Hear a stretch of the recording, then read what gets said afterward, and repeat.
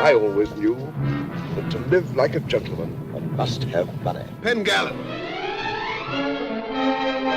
Half my friends living like paupers, and I'm living like a prince. More alive than half the people here. Look at them.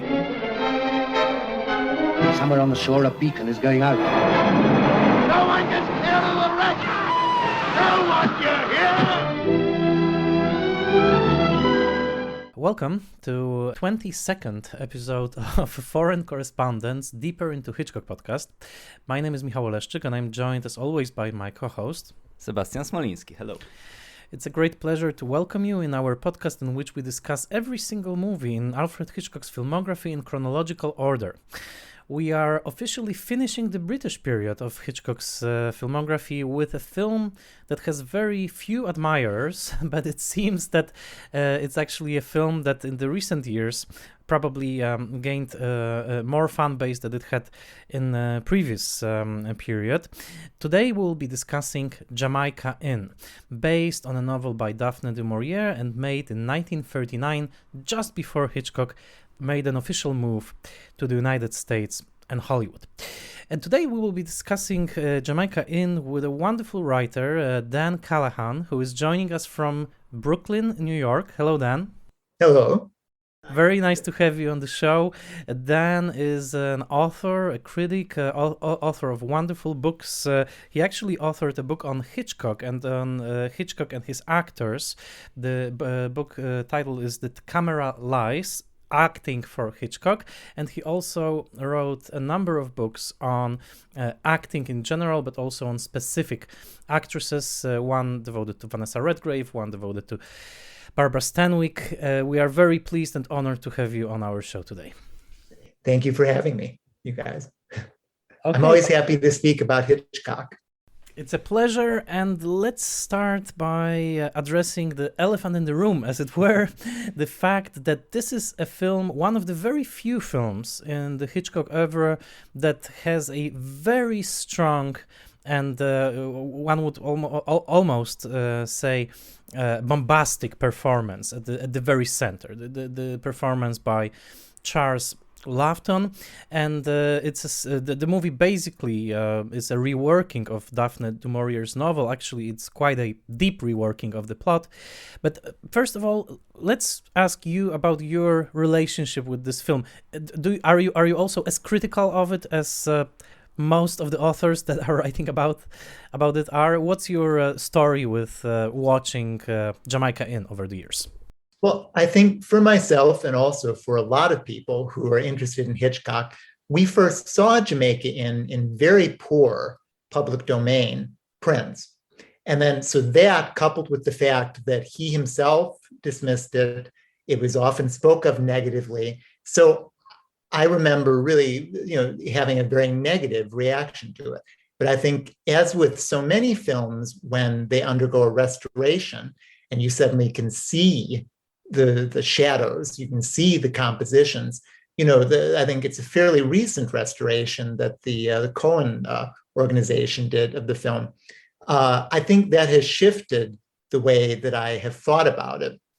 And I also think that it's a Hitchcock film that, even though it wasn't his, and even though he didn't have anything to do with the original script, he tried to bring in his collaborators. But Charles Laughton had more power on this project than he did.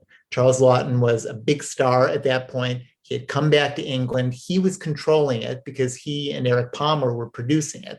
And they had produced several films before that, like St. Martin's Lane with Vivian Leigh, The Beachcomber with his wife, Elsa Lanchester. And so catering to Laughton was a big part of what was going on here. And it was a real tug of war. And I think the famous Hitchcock quote about it is, you can't direct a Laughton picture, you can only referee, And it was the case where Laughton was coming off of this string of performances, like this was his greatest period of inventiveness. And it was released in the same year he gave perhaps his greatest performance as Quasimodo in The Hunchback of Notre Dame. And so set beside that performance, which is maybe the peak of his creativity, of his genius even. And I think that's a very extreme word to use, but I don't think it's a word it's a word you can use for Laughton. The character in Jamaica Inn, he doesn't have read on what he wants to do. It's like he's always trying out different things that might work. And I think the thing is, as I have continued watching the film, that has it's like this, he's playing this man who has no center. And you can say, if you want to be critical, well, the performance has no center.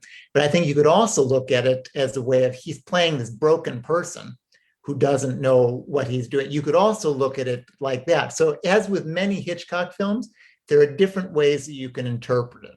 Yes, this is a great observation, and I was really thrilled when I was reading your part on Jamaica Inn in your book, your chapter, because you offer many great metaphors for this film and for this performance, two of which you already mentioned just now. So like this notion of being out of center, which is really interesting, and I think also you note the makeup, right, which kind of is, even we could say, the makeup is covering Charles Laughton, right? It's when he turns, he has this very strange nose that he's put on. But the thing that's most terrifying are the eyebrows. He's stuck these caterpillar-like eyebrows on his forehead, and they're much higher than anyone's eyebrows ever are. And there's something about that that's so creepy.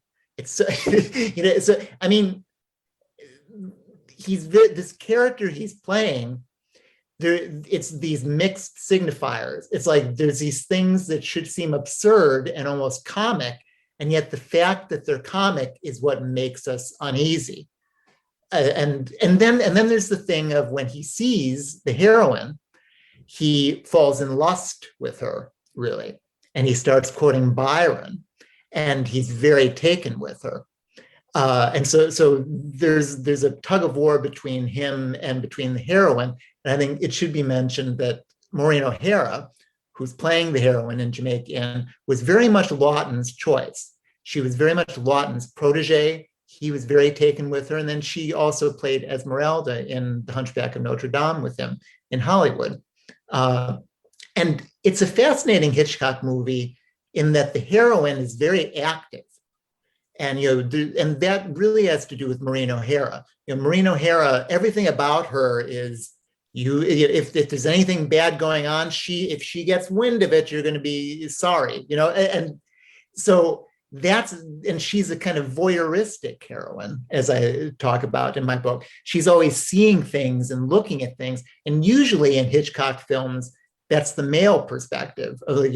We think of Rear Window, or we think of they're looking. Whereas the female in Jamaica Inn is the one who is looking here, and that's one of many points of interest. There is this great shot when she's peeping through the hole in the floor, or like the part of the attic. So yes, that's very interesting, because on the one hand, the Charles Laughton character is a master of events. He's pulling the strings, but on the other, he's as you're describing, he cannot find himself, and many of his associates or friends or servants consider him, deranged in a serious way. They comment upon it all the time, which I think is very interesting.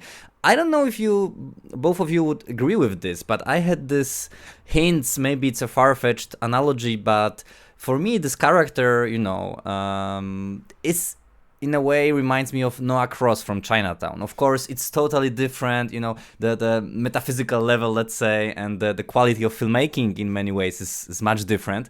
But there is something very uneasy in these scenes with Maureen O'Hara, which you also describe it in your book. You mentioned, I quoted that, you mentioned that these scenes towards the end, they have this extremely unpleasant quality, right?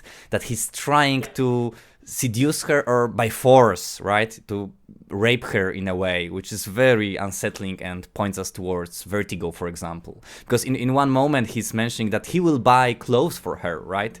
He will dress her like Scotty in Vertigo. So I think that's something we can... She's like a doll to him. And in a way that's like, it's another kind of maligned Hitchcock movie, Under Capricorn. Michael Wilding's dandy character, who's very much like the Laughton character in Jamaica Inn, the way that he looks at Ingrid Bergman in that movie is as a kind of project. And it's like he wants to dress her. And see, the thing is, in Vertigo, that's very much this heterosexual male sexual, there's a fetish quality to it. Whereas Under Capricorn, And to a certain extent in Jamaica Inn, until the end, it's almost as if there's a disconnection between sexuality. And it's like the man wants to dress her as if, I can picture Sir Humphrey maybe wanting to dress in female clothes himself, because he's a dandy and he tries anything out, and then of course he's obsessed with money and maintaining his own standard of living. And, he considers himself, someone who I know how to spend he says, I know how to spend money. So that's why I should have it. He thinks he's an aristocrat. And so really, when he looks at Maureen O'Hara's heroine, he wants to collect her, as a collector would, and of course, this is a man who's deranged. He even speaks about, there's insanity in the family and everything, and people are always talking about it. And Lord knows, he certainly seems like he could do anything at any time.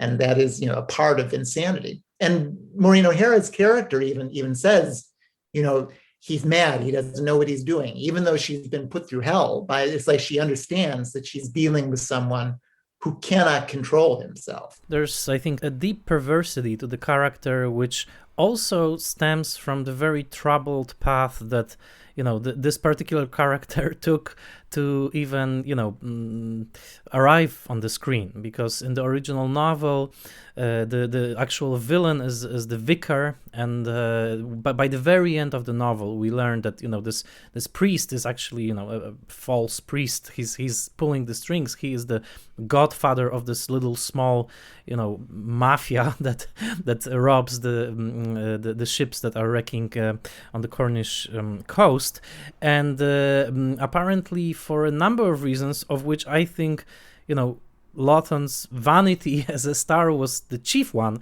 It was reworked completely so that it's actually Sir Humphrey who pulls all the strings, and we are very aware of him pulling the strings from almost the very beginning. I mean, it's revealed, I think, in the 10th minute of the movie, and even before you can sort of figure it out that it's him.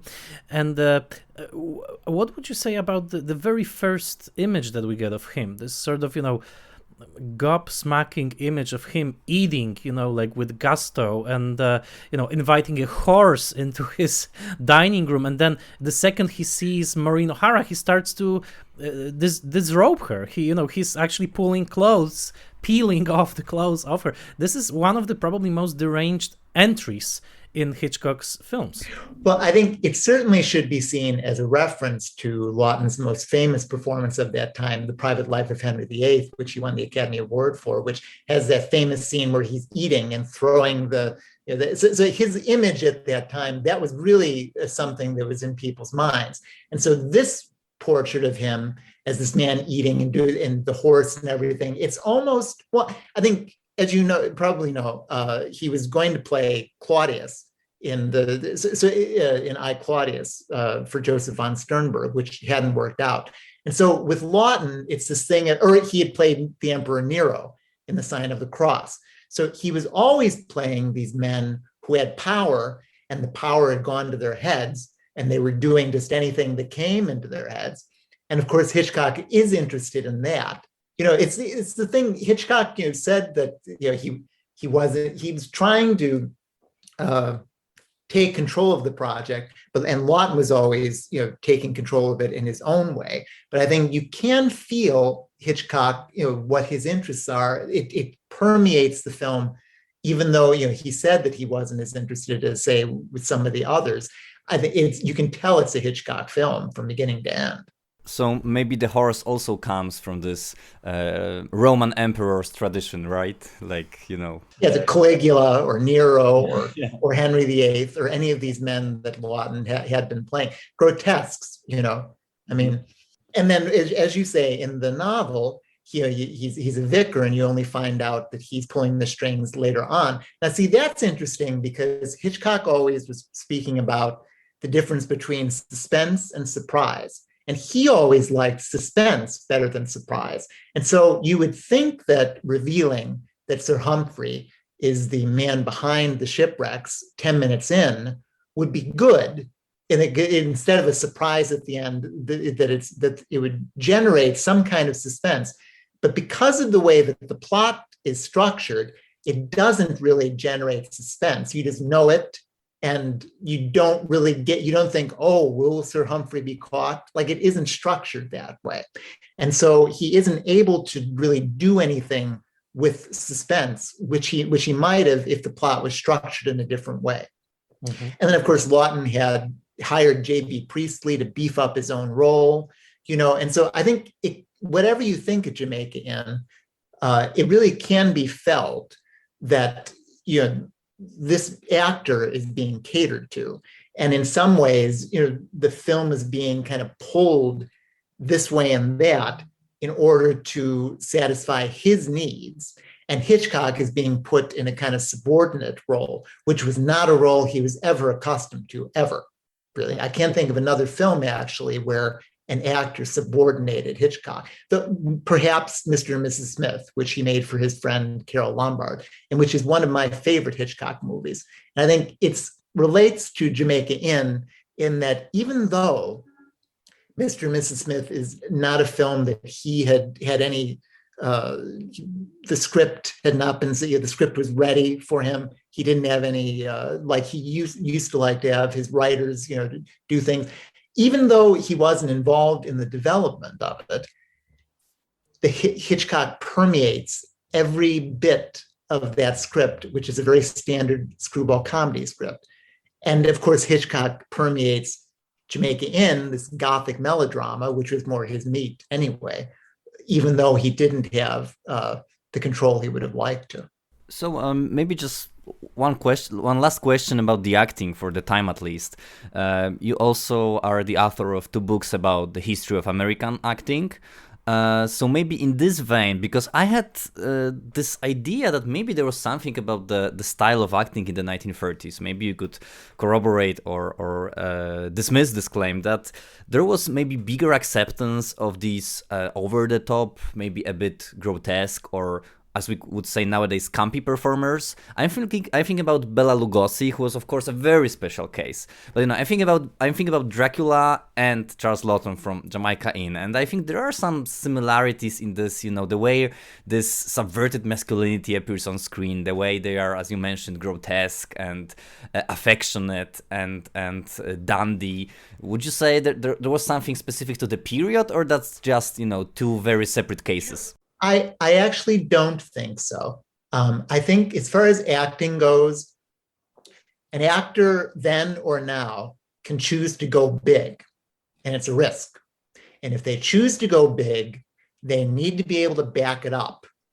The worst thing in the world is when an actor then or now goes big and it just feels like surface, or it just feels like they've made a big choice, but they haven't backed it up. And you can tell that there's no life behind it. There's no soul behind it.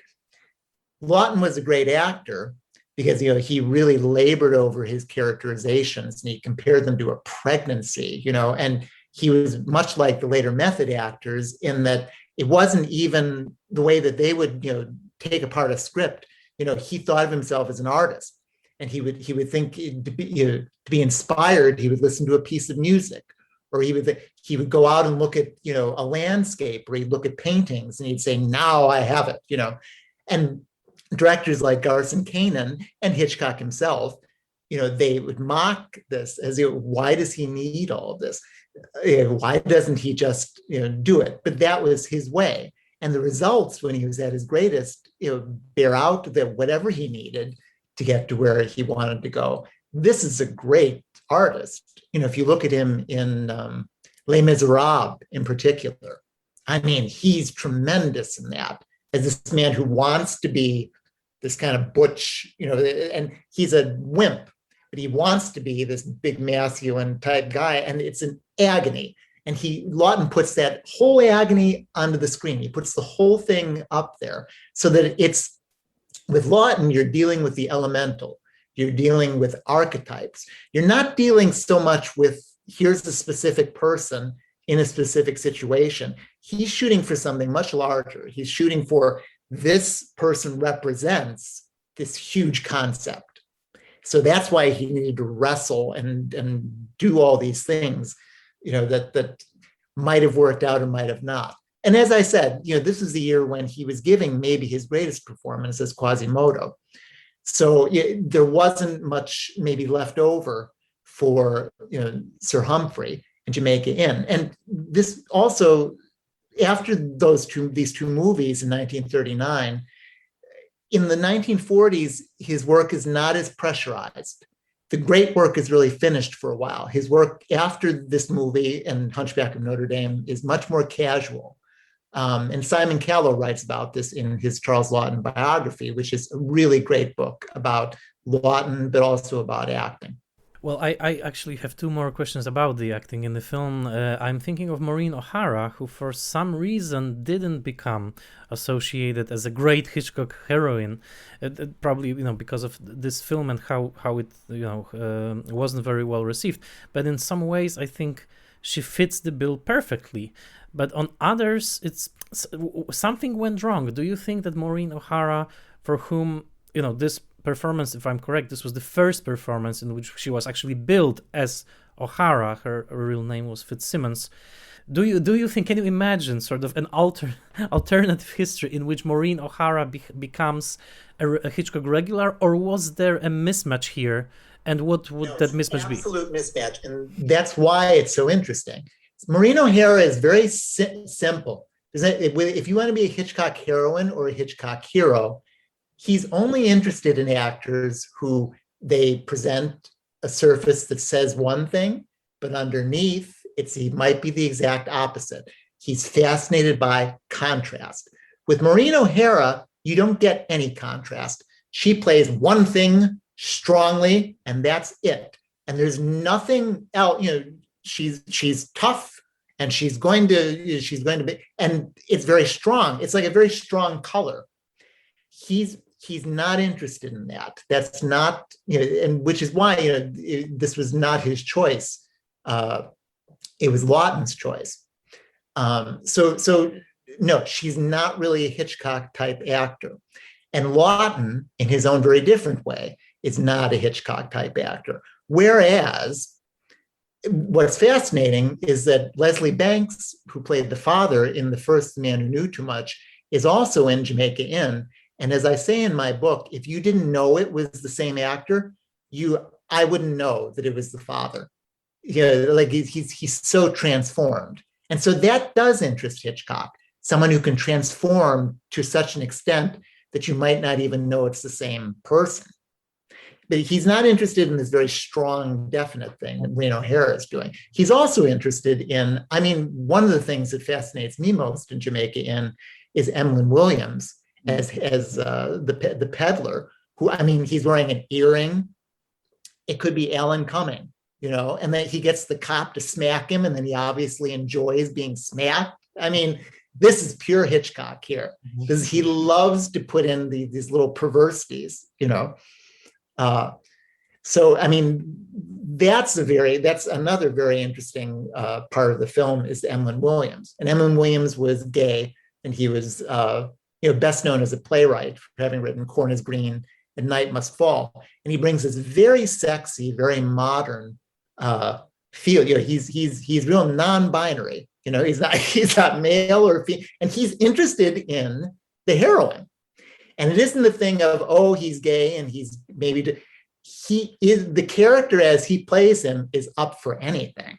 Mm-hmm. And what's fascinating is, Sir Humphrey, the fact that he could do anything is menacing. Whereas Emlyn Williams, his character, the fact that he's up for anything sexually or up for anything, it's enticing. So that's a fascinating contrast. Like the Emlyn Williams character in the book is menacing and he's a jerk, and I think, as I remember, he humiliates this handicapped guy in the book. And so it's a completely different thing in the Hitchcock movie. In the Hitchcock movie, the character is sexy and he has a sense of possibility and it feels healthy. It doesn't feel menacing. Whereas Sir Humphrey couldn't be sicker. Well, there's this one moment towards the beginning when we see, actually we don't see it because there's an off-screen killing during the raid on the shipwreck. and he comes back into the frame, and he sort of wipes his knife of the blood, and it also has this sort of obscene, I think Hitchcock was in on the joke, of this sort of a bloody dripping knife that's being wiped on before our eyes. And I would say it's an incredible presence in the film, Evelyn Williams, because you mentioned this, that he's with the earring, and even with the very knowing smiles that he keeps sort of throwing right and left. It's almost as if he's in on the joke, that like, this is not like, there's something sexual here that cannot be even expressed in the language of British cinema at the period, but he's having fun with it, I would say. Very much so. And I think we could go even further and say that Sir Humphrey, and especially like you were mentioning the end, when he's tying Maureen O'Hara up and all that, I think we should mention technically, part of what's so disturbing about that is the way it's shot. And all of Laughton's lines sound like they were dubbed at some other point. And it all feels very layered on in a way that's very creepy. So there's all of that. But then there's the Emlyn Williams character, who, even though he's a supporting character, it's almost like he's being set up as a contrast. And if we want to be very personal about it, I feel like Hitchcock probably does identify with Sir Humphrey as this figure who, is just not able to do anything that he would like to do. Whereas the Emlyn Williams character, I feel like Hitchcock himself would maybe like to be like the Emlyn Williams character. He knows that he's partly Sir Humphrey, but the fantasy is, maybe I could be making a character like that and putting that character into the film. It's like he's offering you this alternative, this fantasy. And his greatness is in wanting a fantasy, wanting some utopian sort of thing. Mm-hmm. He's not someone who says, like, he's someone who, as an artist, is always looking for something better, And I think that in the Emlyn Williams character, he sees that, but he foregrounds, because he has to, the sickness of the Laughton villain. Let's discuss the visuals just a bit, because as Michał mentioned, if we could create the canon of Hitchcock's most unloved movies, this one would be probably towards the top. But I'm very happy that we're discussing, the qualities of acting in such a detail, and we're discovering, thanks to you and your wonderful book, new dimensions of this film. And many people just dismiss the acting in this film as well. So I'm thinking about the simple fact that this movie is something new for Hitchcock on a few levels, and it's since we're doing this podcast to kind of present the whole narrative, I just wanted to note that. So I think, if I'm not mistaken, it's his first period movie set Waltzes from Vienna. Oh, that's right.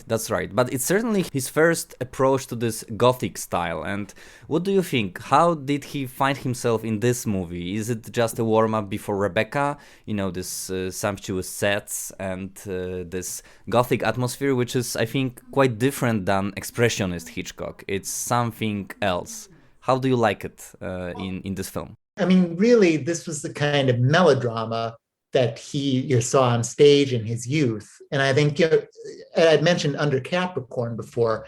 I think it is similar to that, except, Under Capricorn is a little more simplified. I think this is the type of material that he is drawn to, melodrama and a woman in peril.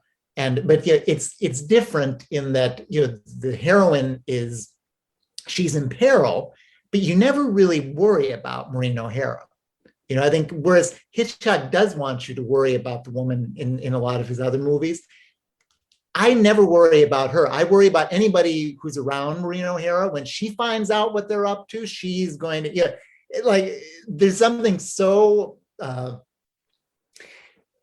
about her that, like, you're not going to worry that she's in distress particularly. But as far as the material goes, he had one foot out the door. He was about to go to America to shoot Rebecca. And really, it was something that he just got himself into, and then he would prefer not to have. But I think it was interesting that he did this Daphne du Maurier material right before then going to have the great chance of Rebecca. And when he did Rebecca, he had to subordinate himself in some ways to David O. Selznick. And also to the original novel, because Rebecca, of course, is much more faithful to the original novel than Jamaica Inn is. Jamaica Inn was pulled this way and that, mainly because of Charles Laughton, and Daphne du Maurier herself was not happy with it. I like what you are saying about Maureen O'Hara and, the way that we don't worry about her. It almost seems like the very thing that makes it impossible for her to be a good Hitchcock heroine, the very same thing made her into a perfect John Ford heroine. This sort of, this force, I would say, forcefulness. What do you think about, because I'm not sure, maybe I didn't get there yet in your book, but what do you think about Hitchcock as an actor? Because we could consider him an actor, especially in the 1950s when he was a real personality on screen. It's very interesting, and towards the end, when I was writing my book, I thought, I need to look at all the TV episodes again, and I need to consider him as a camera presence. And that was very telling, because I looked at all the intros and the outros of his show, and Hitchcock is a Hitchcock actor himself, in that he presents to the camera the face, the voice, the gubrious. And to an American, it's like, he's the gentleman's gentleman. He's classy.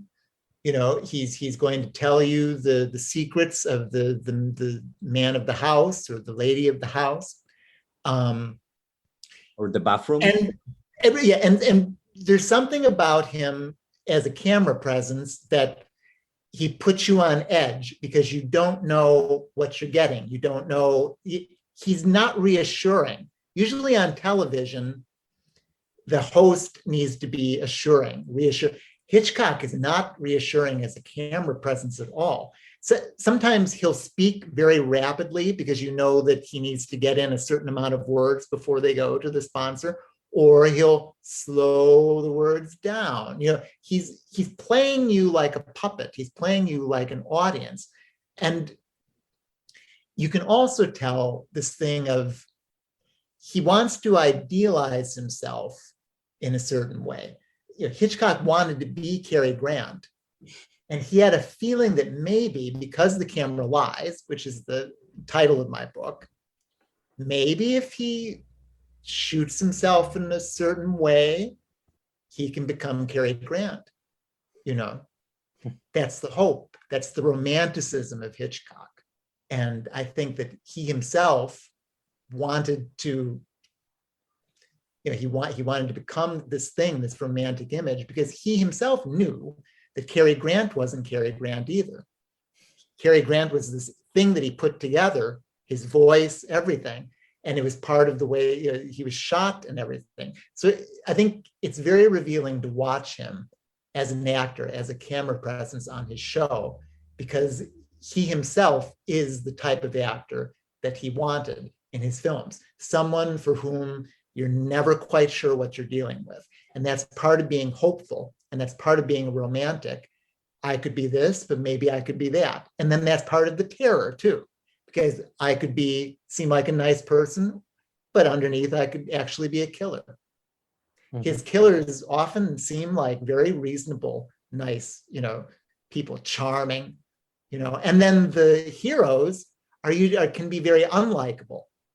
That's a fantastic set of observations, and thank you for that. And also, since we invite different Hitchcock scholars, so that's why I'm coming back to your book all the time, because I think it's a fantastic entry into Hitchcock scholarship and Hitchcock writing, actually, because it's also, I would say, a piece of literature. For example, the way you drift towards other issues, like for example at the end of the chapter about Jamaica Inn, you wonder about Barbara Stanwyck, who's one of your favorites, one of your very favorites, and you clearly state that she couldn't be a good Hitchcock actress. So my question is, do you have your favorite quasi Hitchcock movie with Stanwyck? I'm thinking about Sorry, Wrong Number as this thriller where she was, a great presence. Do you think we could consider it as a kind of Hitchcock movie and maybe dream further about Hitchcock and Stanwyck? No, because to me, Sorry, Wrong Number, it's very simple. And she's playing this woman who, there's nothing to discover. Sorry, Wrong Number started out as a radio play, which Agnes Moorehead did it on the radio annually practically. And 20 minutes on there, it is a perfect radio play. Whereas that movie, there's all these flashbacks and Anatole Litvak pads it out, and Stanwyck, Bette Davis, Katharine Hepburn, these very idiosyncratic and very definite people, they aren't Hitchcock people. It isn't, Bette Davis was on his TV show and it becomes a Bette Davis movie rather than a Hitchcock sort of thing, because you know what you're getting with her. She's always doing these big emotions and you can see exactly what's going on. Whereas he wants someone who, that's why quite often the best performances in Hitchcock movies are given by actors and actresses who were not thought of as great actors, or who were not thought of as, they were maybe people who were ingenues or male ingenue, like Robert Walker. Robert Walker in the 40s played these aw shucks soldiers. And then so to all those years of doing that, to then have this aw shucks cute sort of limited sort of guy reveal that he could be this psychopathic killer in Strangers on a Train, Hitchcock loved that sort of switch. And it's the whole thing of his about not being complacent.